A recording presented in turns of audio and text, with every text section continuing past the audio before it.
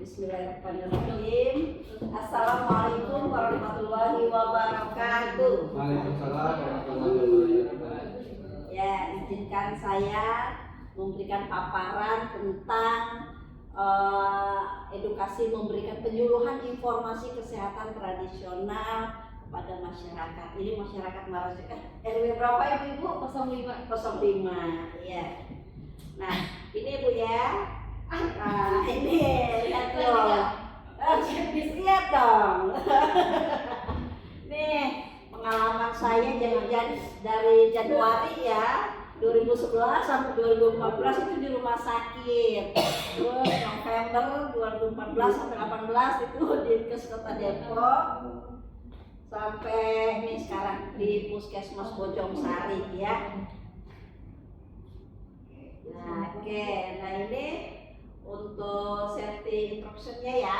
Jadi kalau misalkan ibu-ibu ada terjadi sesuatu itu di aula Puskesmas Bojongsari ini ada apa sama sprinkler. Nah, itu ya. Nah, itu jelaskan Pak, tolong.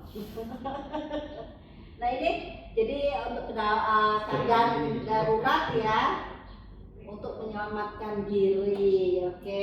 Terus ada halaman parkirnya sebelah timur. Nah, ini untuk penyelamatannya demikian dan selamat mengikuti jalannya pelatihan ya. Ya, pertama Bapak Randika ada.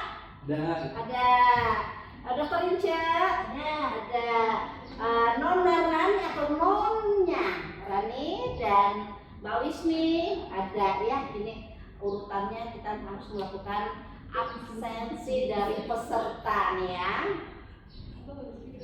Nah, nih ibu-ibu coba hasil di tes dulu ya sebelum melakukan kita biar bisa tahu nih kemampuan ibu bapak berapa sih hasilnya nanti ya. Jadi maka diisi dulu ya data ujian langsung. Coba saya kasih spare waktunya lebih kurang 10 menit ya. Coba ting. Lanjut diisi ya. Bagaimana pengetahuan Anda atau dalam mengembangkan pengobatan tradisional ramuan, udah tahu kan ya?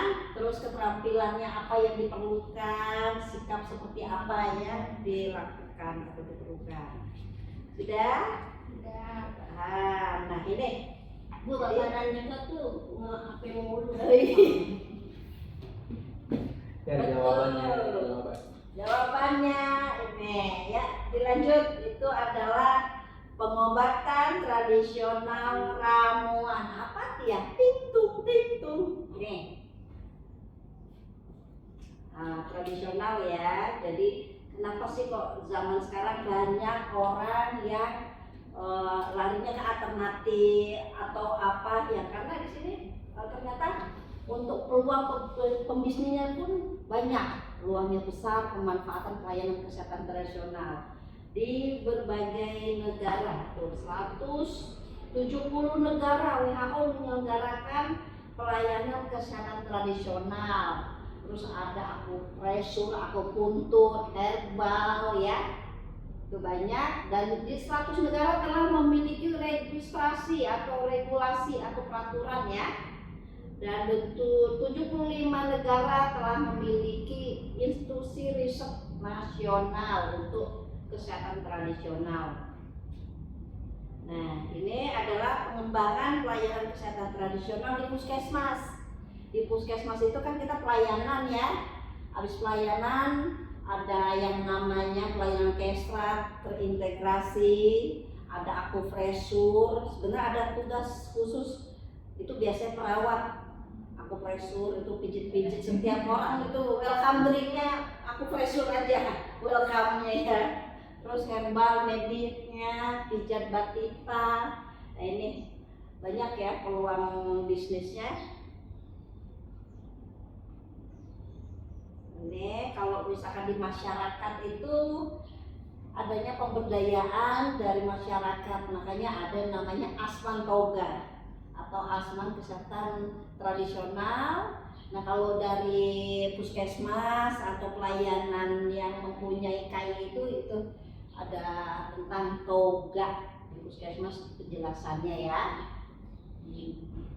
Oke, nah ini untuk asuhan mandiri kesehatan tradisional ada, bisa dibaca sendiri ya Bu Ibu, Bapak-bapak, maka ada.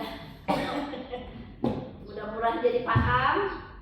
Asuhan mandiri itu apa? Berarti asuhan mandiri itu pengelolaan bahan bakunya herbal, habis itu mau dibuat, misalkan dia tadi aku pusing, berarti bisa dikonsumsi apa yang dia di sekitar tanamannya.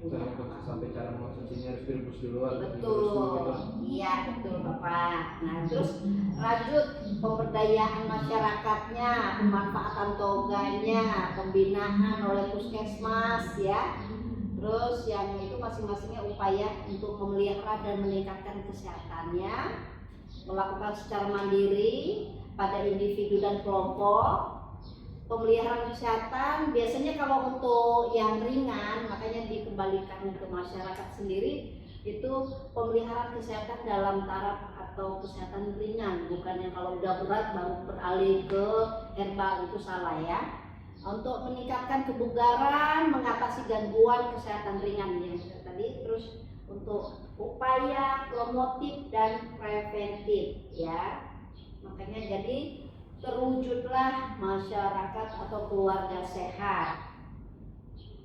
Ini untuk selanjutnya apa sih langkah-langkah atau pengembangannya asuhan mandiri dari penyiapan sumber daya manusia atau SDM ya. Kedua sosialisasi dan advokasinya. Yang ketiga adalah pembinaan. Jadi kalau udah SDM ada, terus dibentuk menjadi suatu kelompok, baru kemudian dilakukan pembinaan atau penilaian oleh kelompok itu. Selanjutnya ini adalah nih contohnya di puskesmas yang melakukan pelayanan, juga melakukan pelayanan di gedung tentang kesehatan tradisional. Ini sebagai bentuk apresiasi kalau menjawab pertanyaan itu dengan benar ya, untuk apresiasi atau sesi tanya jawabnya. Selanjutnya adalah yuk lakukan post test ya, diisi kembali post testnya enggak. Oke, nih yang baru ya Pak, dikerjakan ya. Oke, saya kasih waktu 10 menit. Terlalu lama, yaudah 2 menit siap.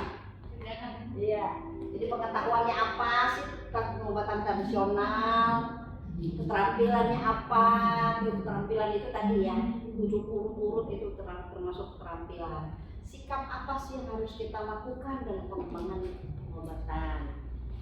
Ya, udah siap? Ya, iya, ada sini dikumpulkan kembali. Oke, terima kasih. Selanjutnya adalah ini contoh dari pemanfaatannya ya, aneka olahan atau ramuan dari kesehatan tradisional. Produk-produknya seperti ini. Ini ada di rumah orang ya. Oke, nih videonya nih untuk Depok ya.